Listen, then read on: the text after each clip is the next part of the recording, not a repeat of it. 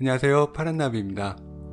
일본에서 후쿠시마 원전 사고가 발생하고 도쿄전력이 원전 오염수 유출 사고를 인정하자 한국을 비롯해 많은 국가들이 일본의 수산물 수입 규제 조치를 시행했습니다.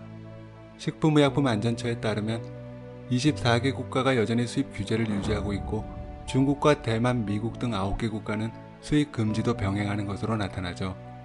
그런데 일본은 몇 해 전 한국만 찝어서 세계 무역기구에 제소했습니다. 표면적인 이유는 기타 핵종 검사 증명서를 요구하는 나라가 한국뿐인데 이는 지나치다는 주장이었지만 그 내면에는 이를 무역 분정화시켜 활용수단을 강화하고 양국 무역협상의 정식 의제로 설정해 압박 수위를 높이려는 포석이었습니다. 이후 진행 상황은 이미 알고 있듯 한국의 패소였습니다. 이에 한국은 곧바로 상소했는데 이에 대한 최종 판단이 4월 11일에 나올 예정입니다. 어느 정도 결과를 예상했던 1차와 달리 이번 결과에 대해선 알려진 내용이 없는데 WTO 성격상 1차 결과를 뒤집는 경우가 드물다는 점은 불안감을 높이고 있습니다. 이런 와중에 최근 일본 후생성이 발표한 농수산물 방사능 물질 검사 결과에선 여전히 방사능 물질이 검출되고 있다고 밝혀졌는데 농산물은 말할 것도 없고 수산물에서도 검출되는 것으로 확인되었으며 특히 수입 금지된 지역 수산물의 검출률이 다른 지역의 9배에 달한다고 밝혔습니다. 상황이 이렇다 보니 수산업계에선 상당히 긴장하고 있습니다.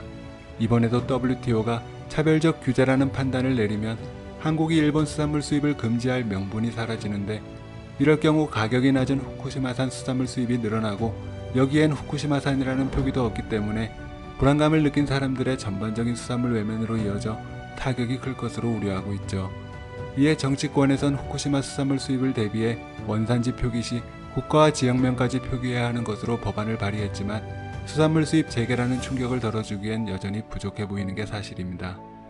한편 이번 상소 결과와 그에 따른 조치는 수산업계뿐만 아니라 산업 전반에 영향을 미칠 가능성도 존재합니다.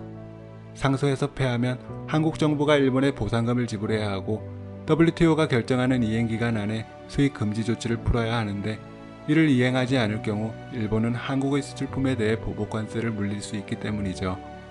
무엇보다 한국에 유리한 결과가 나와야겠지만 그렇지 못할 경우 우리의 식탁 건강이 나빠지는 것은 물론 한일 사이 감정의 골은 더욱 깊어질 것으로 우려되고 있습니다.